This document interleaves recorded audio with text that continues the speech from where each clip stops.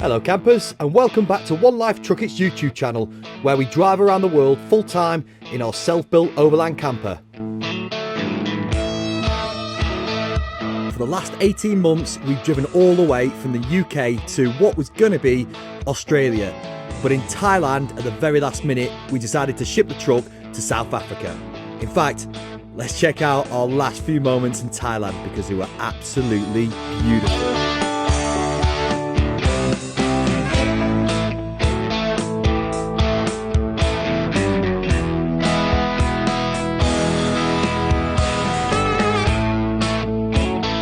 Since we put the truck on the ship to go to South Africa, it's actually been really busy because first of all we bought a little motorbike to spend a couple of weeks around Thailand before we all flew home back to Europe, where Marie and I worked on a local tennis court for a few weeks. Then it was time for me to go back to England to launch the next truck, and then after a few weeks later than we planned, I and my dad went down to South Africa to catch up with truck one. So let's get stuck in. Morning campers. Where are we now? It must be really exciting every time, you know, if you're an avid follower here and you just click on one of our videos and suddenly we're just somewhere else in a different vehicle doing something else stupid, and that is what's happening today. So where I am is in the port of Cape Town in South Africa. What I'm driving is an Ineos Grenadier. Basically the Grenadier thing is Ineos have loaned us one for a few days to say, like, you know, go and try it out, do a bit of content. So this is a bit of a side project thing, but right now we are off to grab the truck. Now I didn't sleep very well last night, even though it's a beautiful place in the wine region that we went up to see. I'm nervous because I think something is either going to have been stolen or broken on the truck, just because these overseas transits for, like, it was meant to be 5 weeks and it's taken us 2 months to ship it here. They're notorious for stuff going robbed and whatever, so let's find out. But I'm waiting here now. My dad's getting checked in the sort of reception area back there, so stand by. Hopefully it's all good news and I don't need to worry, but then we need to get it rebuilt. So this is what we're doing here. We're basically coming here, checking it's all right, rebuilding it, and then we've got the customs inspection at 2 o'clock today. So fingers crossed it all goes well and we drive out of here by, like, you know, 7 o'clock tonight with it all rebuilt, all happy days, and then we set off to Namibia, which to be honest is a different issue because we've got all the paperwork sorted, all the dogs are ready to fly, and then we've booked the flights, all that kind of stuff for the dogs, and then last minute Lufthansa came back to us to say, oh no, it's not Lufthansa where dogs are allowed, no problem, it's a subcontracted flight where dogs are not allowed. So there's this bit of a hoo-ha at the moment that we're having possibly to fly to Ethiopia, then from Ethiopia to Namibia, but only one dog per flight, which means we need to fly separately.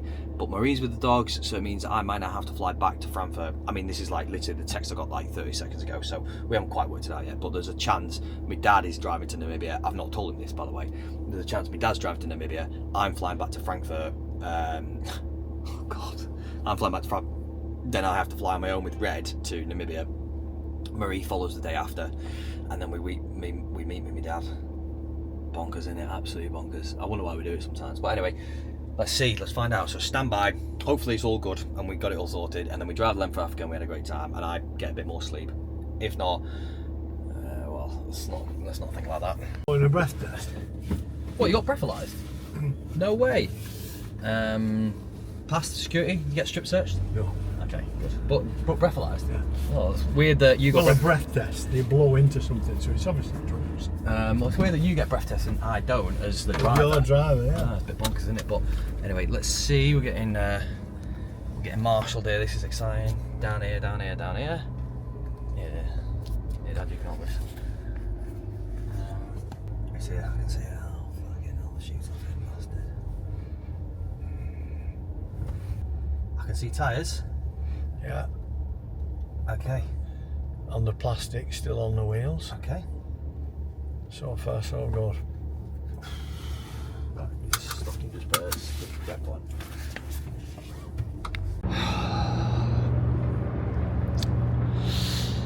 Hooray!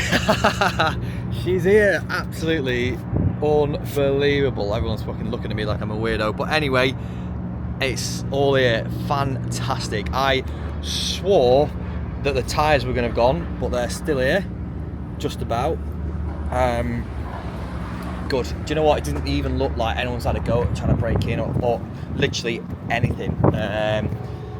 Because it's been sat on the quayside even here for a few days, so I was just worried. But actually, looking at it, it's been alright. And I think we've had a bit of a whack there, but maybe the tank straps have had a bit of a jiggery pokery. But do you know what? That is outstanding news. So we've just been told we need to get it off now. Well, we knew that anyway, but they're basically going to help us a little bit if we need it, but we've sort of told them we just want to crack on now. So we want to get this off. We've got a custom inspection at 2 o'clock, so it's just a matter of throwing things and bolting things back on. But what a cool spot this is. Look at this. This is, let me turn you around, and yeah, that's the Port of Cape Town here, and this is our cheeky Ineos Grenadier. Ooh, I can't say good defender. Very, very cool. Excellent. Right, time to crack on. Well, even inside, I don't think anyone's even had a rub. This is outstanding. In fact, have I got the lights? Oh yes. So I've just fired it all up. I mean, it is dusty and dirty and smelly, but do you know what? It all works, and it's all here, and all my tools are here, and the bike's here, and yeah, do you know what? It's as good as we were gonna get. God, it's dirty as hell, like, seriously. Whoa. My God, this is properly gross. I can't believe this is how we were living. Or we're gonna live. Ah, cool. Right, well, this is excellent news. Time to cue the music. Let's get cracking. Do you know what? This is actually great news, because one of the things I thought was gonna happen was they just nick the wheel nuts just for the sake of it, you know, to try and sell them for like even just a few quid. So actually, to have even them on, and what I was most worried about as well is because these like were basically in line with the whole shebang, and this is what we were worried about. I was worried that these are going to get smashed as we went on the ship, but they haven't. So actually, as far as I can see, we're actually all right. So.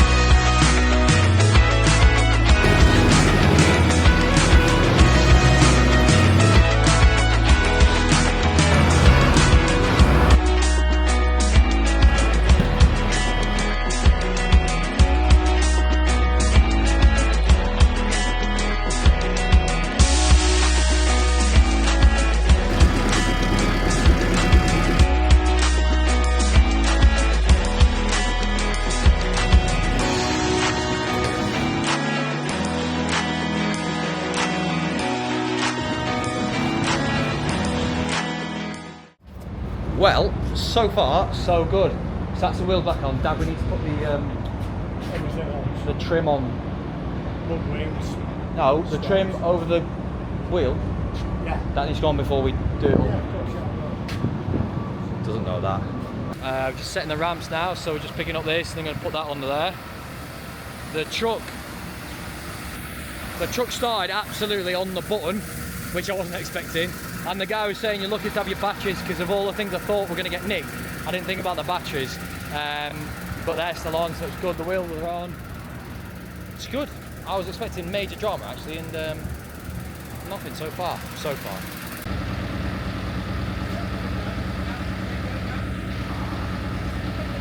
My dad can't help but get stuck in. Like, this is what he used to do basically. He used to like transport, but then like be involved or be in charge of then what was going on. So like big gas engine moves, big crane operations, stuff like that. That's what he used to do. So he used to love all like technical engineering stuff. Hence why he's barking and pointing and whatever. So, which is fine. Just as long as it doesn't cross the mark, you know. Truck air pressure's built up, so this is us coming off the ramp now. And then we've got the custom inspection about 2 o'clock, so in about half an hour's time. Hopefully that's just checking the carnet the V5, so the car documents, and then the VIN number on the stamped on the side of the chassis. So hopefully it's just a bit of that, not necessarily trawling through all our like cupboards and knickers. So, but all going well.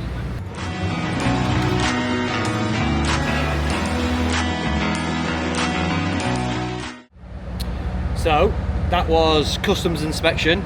It lasted all of about 23 seconds, I'd say.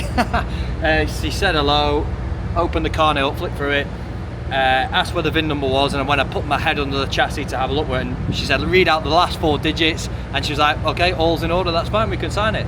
Didn't look at the truck, nothing inside of it, all that kind of stuff. So yeah, all good, banging. And now we just need to fill the hubs with the oil that's left over, which is no easy task without the proper kit. So I've just made this little funnel on funnel. Let's see if this is working. Hey, look at this. Here we go. All the wings back on, got the lights back on, they'll work, the winch. It almost even 75% of the indicators work, which I think is amazing. In fact, what's more amazing is there was no screws left, or we didn't break anything putting anything back on. So honestly, that's a bit of a miracle, because even like this wing is held on by rope, you know, it doesn't matter. But like even getting it built back up like that was a bit of a pain, but it's all good to go. So as it stands, I'm to fly back to Frankfurt this time tomorrow. In fact, this time tomorrow I'll be on my way to Angola, I think it is, and then on to Frankfurt. Unless anything changes, but we still can't guarantee the dogs can get on the flights, because we've just had an email, or we just checked out that policy in a bit more detail. Only the maximum of 32 kg of dog and cage can go on the flight. Both dogs weigh more than that. So like there might be a situation here where I fly back to Frankfurt and the dogs can't even join me. Like we're just both going to be stuck there then. Just feeling a bit sorry for my dad, who I'm not really like explaining too much about it, but that's where we're up to. So stand by, let's see how we solve not the truck out but the dogs out. Let's go. Radio. So this is where we're up to, and this is where we're going to leave it here today. So basically we are outside MAN in Cape Town. We've just talked our way into like a last minute service, so they're doing that for us now. I'm packing because I'm about to get on a flight and fly back to Frankfurt. We've just had the landing permissions from Namibia, so the dogs can go in. That's all been approved, but we just need to suss out the way we're getting from Frankfurt down to Namibia. That part we don't quite know yet. Marie's ringing round. There's a weird possibility that I get to the airport and before I've got on the flight, Marie rings and said it's all sorted, don't get on the flight. Bit of a shame, bit of a waste, but like this is how volatile it is. The whole thing that's caused an issue is we've got to get going. Like we know we've got a tight time frame. You know, we're doing like we're crossing through like the DRC in 2 days. We've got like 3 or 4 days to go for Angola. Like it's gonna be tight. So we can't wait like 2 weeks to sort something out, because we just don't have the time to spare. So that's why it's like rush. So, but anyway, that's it. So next you'll hear from me is once we sort the dogs out. That also means my dad has to drive into Namibia as it stands, which doesn't sound too dramatic, but for my dad at 60 odd, whatever he is, I'm a little bit concerned, but he's not. He's ready to live the dream. He's dead excited for it. So let's see what plays out. Yeah, stand by.